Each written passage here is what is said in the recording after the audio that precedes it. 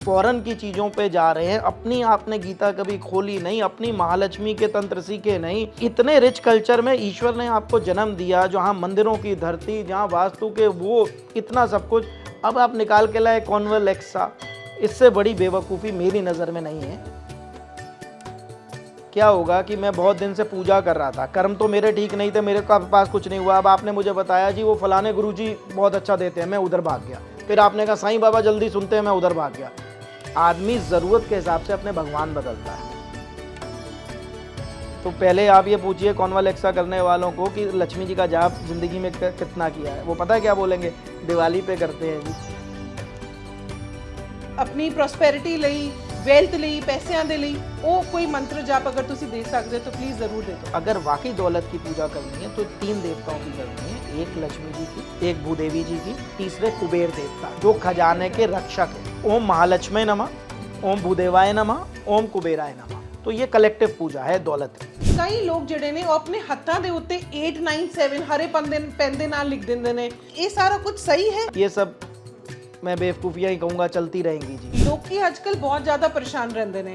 ਕਈ ਲੋਕੀ ਕਹਿੰਦੇ ਨੇ 네ਗੇਟਿਵਿਟੀ ਹੈ, ਕਈ ਕਹਿੰਦੇ ਨੇ ਕਿ ਉੱਪਰੀ ਬਾधा है। कि ये सारा चीज़ों का भी हल हो सकता है? तो जब बहुत टाइम तक शरीरों की शुद्धि नहीं होती है, आध्यात्मिक घरों की शुद्धि नहीं होती है, उन केस में भी एनर्जीज नेगेटिव वहाँ पर घूमने लगती हैं। और एक होता है तंत्र जिसमें हम किसी पे करते हैं, लेकिन उसके जानने वाले 1% भी नहीं है। किसी का कभी तुक्का लग जाए तो ठीक है, क्योंकि जो सही जानने वाला होगा, जिसको करना आता होगा, वो कभी नहीं करेगा। वो उन शक्तियों का प्रयोग अपने उत्थान के लिए करेगा, ना कि दूसरे को मारने के लिए 5-10 हज़ार रुपया लेके वो।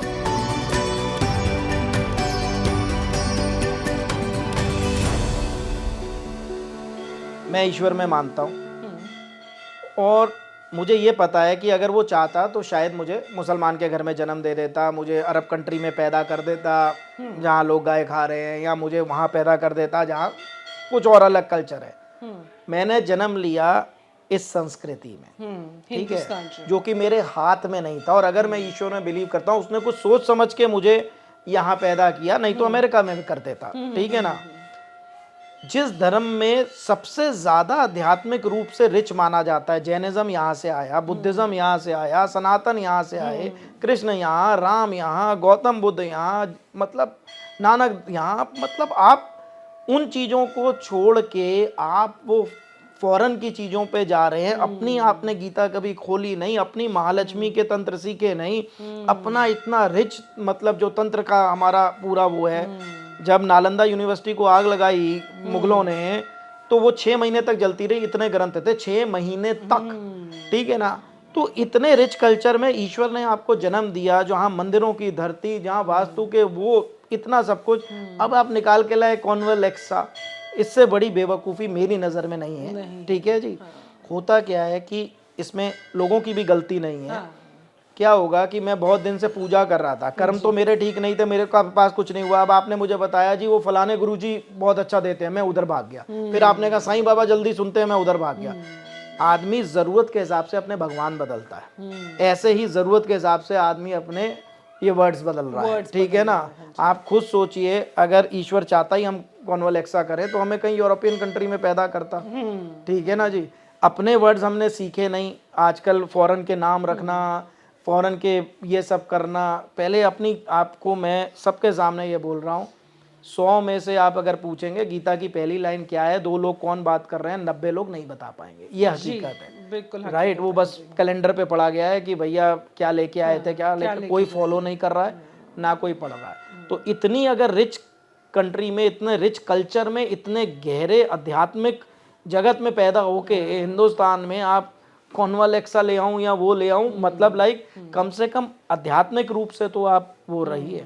मतलब लाइक आज हमारी गरीबी का भी यही कारण है कि फॉरेन की चीजें इस्तेमाल करते हैं, खुद नहीं बनाते। जी जी जी जी, राइट। लेकिन कल्चर के मामले में तो विदेश सारा यहाँ पर आ रहा है। ध्यान हमने दुनिया को दिया है, सारे ग्रंथ, वेद, पुराण, क्या चीज नहीं है वहाँ, शून्य ही हमने, शून्य की खोज यहाँ पर है, हुई है। तो फिर आप ये कर रहे हैं, ठीक है ना जी। तो पहले आप ये पूछिए कॉन्वलेक्सा करने वालों को कि लक्ष्मी जी का जाप जिंदगी में कितना किया है, वो पता है क्या बोलेंगे? दिवाली पे करते हैं जी। पूरे साल कितना जपते हैं आप लक्ष्मी जी का नाम? चाहिए सबको, कितना जपा है? तो वो आप कभी ये सर्वे करिए, आपको पता चलेगा कितने लोग बोलेंगे कि महालक्ष्मी मेरी इष्ट है। कोई कहेगा शिव जी को मानता हूँ, कोई हनुमान जी को, कोई पैसा सब उन्हीं से मांग रहे हैं, लेकिन लक्ष्मी जी को कोई पूज नहीं रहा है। तो I don't believe in this thing. कम से कम अगर आप अपनी संस्कृति को पढ़ेंगे या अपने इन ग्रंथों के थोड़ा सा भी जानेंगे, आपको शायद किसी विदेशी स्विच वर्ड की जरूरत नहीं पड़ेगी। मैं ये नहीं कह रहा कि वो काम नहीं करता, ठीक है, मैंने नहीं किया तो मैं नहीं बता सकता आपको, बट मैं सजेस्ट यही करूंगा कि जहाँ पैदा हुए हो, भगवान ने जहाँ पर आपको जन्म दिया, कुछ सोच समझ के दिया होगा, पहले उसको जान लो, फिर आगे जानो। ਜਿਵੇਂ ਤੁਸੀਂ ਕਿਹਾ ਕਿ ਆਪਣੀ ਸੰਸਕ੍ਰਿਤੀ ਨੂੰ ਪਹਿਚਾਨੋ ਤੇ ਆਪਣੀ ਸੰਸਕ੍ਰਿਤੀ ਦੀ ਗੱਲ ਕਰੋ, ਤੇ ਸਾਡੇ ਵਿਊਅਰਸ ਲਈ ਕੋਈ ਮੰਤਰ ਜਿਹੜਾ ਉਹ ਜਾਪ ਕਰ ਸਕਦੇ ਨੇ अपनी प्रॉस्पेरिटी ਲਈ, वेल्थ ਲਈ, पैसों ਦੇ ਲਈ, ਉਹ कोई मंत्र जाप अगर ਤੁਸੀਂ दे सकते हो तो प्लीज जरूर दे दो। देखिए, वेल्थ का कॉन्सेप्ट जो है वो कलेक्टिव कॉन्सेप्ट है जी। एक लक्ष्मी जी का, जी, ठीक है, लक्ष्मी का आना जी, आना, तो ओम महालक्ष्मी नमः जैसे आपने किया, आने के बाद उसको संभालने की बुद्धि, वो विष्णु जी की दूसरी पत्नी है भूदेवी, जिनके बारे में कभी ज्यादा बताया नहीं गया दुनिया को, जी, बहुत कम लोग जानते हैं। वो संपदा की देवी हैं, वो ऐसी बुद्धि देती है कि आदमी उस पैसे को संभाल पाए। नहीं तो आपने देखा होगा लोगों ने बहुत कमाया, बहुत गमाया। लक्ष्मी चलायमान है, उनको ये है कि तू एक जगह मत रुकना, नहीं तो संसार की रचना नहीं हो पाएगी, रुक जाएगा। वो भागने की कोशिश करती है, जैसे ही इकट्ठा हुआ हम नई गाड़ी ले लें, फ्रिज ले लें, घूम आए, साथ में आए और खर्चा नाली तैयार है। तो अगर वाकई दौलत की पूजा करनी है तो 3 देवताओं की करनी है, एक लक्ष्मी जी की, एक भूदेवी जी की, तीसरे कुबेर देवता की, जो खजाने के रक्षक हैं। मतलब लाइक जो रिजर्व बैंक के आगे भी मूर्तियां हैं कुबेर देवता की, जितने भी खजाने मिले मंदिरों में, उनके दरवाजे पे भी हैं, वो खजाने के रक्षक हैं। नहीं तो आप देखते हैं कि एक पीढ़ी ने कमाया, दूसरी बर्बाद हो गई, बैंकरप्ट हो गई, रोक नहीं पाए, बर्बाद हो गए, कोई एक्सीडेंट्स हो गए, फैक्ट्रियां जल गई, ये हो गया, जो भी हो गया। तो अगर वाकई कुछ बढ़िया करना है, सॉलिड अमीरी चाहिए, तो लक्ष्मी जी, भूदेवी और कुबेर जी की कलेक्टिव आप पूजा करें। मतलब जैसे एक एक माला ही कर लें आप। नमस्कार मंत्र जी सिंपल, ओम महालक्ष्मी नमः, ओम भूदेवाय नमः, ओम कुबेराय नमः। इसमें आपका कलेक्टिवली तीनों हो गया कि लक्ष्मी आए, मुझे भूदेवी ऐसी बुद्धि दें कि मैं उसको सही जगह इन्वेस्ट कर सकूं, संपत्ति में या उसमें जो कोई लूट ना सके, क्योंकि नोट तो चलायमान है जी। और कुबेर जी जो ऐसी रक्षा दे मेरे खजाने को कि कभी कोई लूट ना पाए उसको, या कभी रक्षक बेसिकली। तो ये कलेक्टिव पूजा है दौलत की। क्योंकि ਆਪਾਂ ਬੈਠੇ ਹਾਂ ਸ਼ਨੀ गांव ਦੇ ਅੰਦਰ, ਤੇ ਸ਼ਨੀ ਜੀ ਦਾ ਕੋਈ ਮੰਤਰ ਜਾਪ ਜਿਹੜਾ ਬੰਦਾ करना चाहे, वो केड़ा मंत्र है? सिंपल बेसिक मंत्र लीजिए, ओम शम शनिश्चराय नमः। सबसे बेसिक, सबसे अच्छा, रेगुलर रिपीट। नमस्कार मंत्र क्या है कि भाई आप जब किसी को नमस्कार करते हैं बदले में आशीर्वाद मिलता है। पता है, हम दुश्मन के भी पैरी हाथ लगाएंगे, कहेगा खुश रहो, जिंदे रहो। हाँ जी। सो नमस्कार मंत्र आधा बेस्ट मंत्र, बार बार रिपीट कीजिए। आपने सिद्धि तो करनी नहीं है शनि महाराज की, आप ग्रस्त लोग हैं, आपने 100 चीजें देखी। नमस्कार मंत्र इज द बेस्ट मंत्र, ओम शम शनिश्चराय नमः। ਹੁਣ ਜਿਵੇਂ ਮੈਂ ਗੱਲ ਕਰ ਰਹੀ ਸੀ ਕਨਵਲਿਕਸ ਦੀ, ਕਈ ਲੋਕ ਜਿਹੜੇ ਨੇ ਉਹ ਆਪਣੇ ਹੱਥਾਂ ਦੇ ਉੱਤੇ 897 ਹਰੇ ਪੈਨ ਦੇ ਨਾਲ ਲਿਖ ਦਿੰਦੇ ਨੇ, ਜਾਂ 15 ਨੰਬਰ ਲਿਖ ਦਿੰਦੇ ਨੇ, ਜਾਂ 2 ਨੰਬਰ ਲਿਖ ਦਿੰਦੇ ਨੇ। यहाँ तक कि मैं ये भी सुनिया है कई बारी कि ਜਿਹੜੇ ਲੋਕੀ 4 ਤਾਰੀਖ 13 ਤਾਰੀਖ 22 ਤਾਰੀਖ ਉਹਨਾਂ ਨੂੰ ਲੋਕ बोझ ही समझन लग गए ने, क्योंकि सोशल मीडिया का जमाना है। तो एक ये सारा कुछ सही है? आप यकीन करिए, ये जो 4 की बात की, ये तो देखिए ये नए what do you call in Punjabi फुलंतरू ये आते रहेंगे, ठीक है ना। अभी थोड़े टाइम बाद फिर कुछ आ जाएगा कि ये कलाई पे इस तरह की घड़ी नहीं बांधनी, उस तरह की बांधनी है, कोई कहेगा नाखूनों की नेल पॉलिश इस रंग की कर लो। ये सब मैं बेवकूफियां ही कहूंगा, चलती रहेंगी जी। जो सही साधना का फल है, जो सही फोकस का फल है, जो रेगुलर, उनसे कहो फिर एक काम करें कि एक नंबर लिख लें जो आपको कोई बीमारी ना दे और आप बहुत हेल्दी रहें। आपने जिम नहीं जाना, आपने राइट डाइट नहीं करनी, ये नंबर लिख लो हेल्थ का, आपको कोई बीमारी नहीं होगी। आपको लगता है ऐसा होगा? I don't think it will work.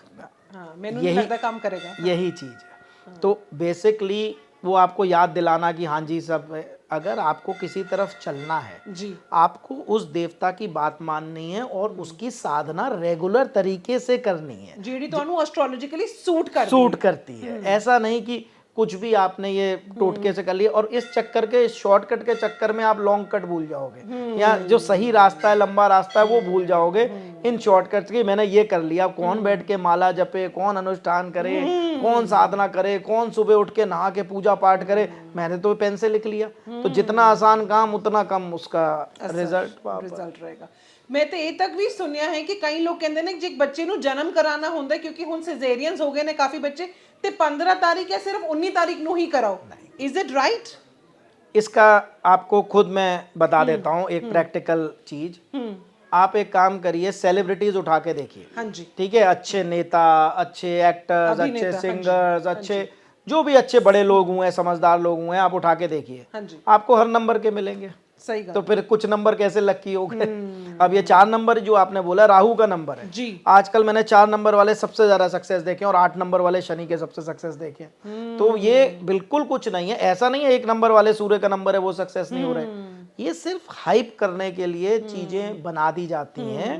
आप सबको देखिए, आपको प्रधानमंत्री हर नंबर में मिलेंगे, आपको चीफ मिनिस्टर हर नंबर में मिलेंगे, आईएएस हर नंबर में मिलेंगे। ये मैं सुनिया कि शुरुआत तो ਤੁਹਾਨੂੰ ਵੀ ਕਿਹਾ ਸੀਗਾ ਕਿ ਤੁਹਾਡੇ ਤੇ ਸ਼ਨੀ ਬਾਰੀ ਹੈ ਤੇ ਤੁਸੀਂ ਅੱਜ ਸ਼ਨੀ गांव ਦੇ ਅੰਦਰ बैठे हुए हो। हाँ अगर मैं मानता इन लोगों की तो शायद कभी ये बनता ही नहीं। इतना डराया गया था मुझे कि भैया ये हो जाएगा, फलाना हो जाएगा, बड़ा खतरनाक ग्रह है। पहले जब मैंने लेडीज को पहली बार तेल चढ़ाना शुरू किया तो मेरे पास आए सब इकट्ठे होके, आप बहुत बड़ा गुनाह कर रहे हैं, लेडीज नहीं तेल चढ़ा सकती। तो मैंने पूछा, मैंने कहा कि जी क्या शनिदेव ये देख के करते हैं कि ये लेडीज की कुंडली है, इसमें नहीं आऊंगा, ये जेंट्स की सूरज क्या देख के रोशनी दे रहा है लेडीज एंड जेंट्स को? तो मेरे हिसाब से हम जीव हैं, ये जेंडर हमारे लिए हैं, उन शक्तियों के लिए सूर्य के लिए क्या जेंडर है जी? वो तो मतलब जो भी खड़ा हो जाएगा उसको D3 बढ़ाएगा, उसको रोशनी देगा, वो देख के थोड़ी रोशनी देता है मेल फीमेल। तो बनाई हुई मिथ्स है जी, और कुछ नहीं। ਲੋਕੀ ਅੱਜਕੱਲ ਬਹੁਤ ਜ਼ਿਆਦਾ ਪਰੇਸ਼ਾਨ ਰਹਿੰਦੇ ਨੇ। ਕਈ ਲੋਕੀ ਕਹਿੰਦੇ ਨੇ 네ਗੇਟਿਵਿਟੀ ਹੈ, ਕਈ ਕਹਿੰਦੇ ਨੇ ਕਿ ਉਪਰੀ ਬਾधा ਹੈ। कि ये सारा चीज़ों का भी हल हो सकता है? हल हो सकता है जी, लेकिन इसके जानने वाले बहुत कम हैं। ठीक है, 2 तरह की चीजें हैं। एक है किसी द्वारा आप पे कुछ कराया, जादू टोना, जादू टोना। दूसरा इसका पार्ट है कि वैसे ही आपका पैर कहीं गलत एनर्जीज में पड़ गया या किसी वजह से आपके घर की एनर्जीज डिस्ट्रॉय हो चुकी हैं, जनरल चीज है ना। एक होता है किसी ने मुझे मारा, एक होता है मैं अपने आप ही बीमार पड़ गया, शायद गलत कुछ खा लिया, खुद ही कर दिया मैंने।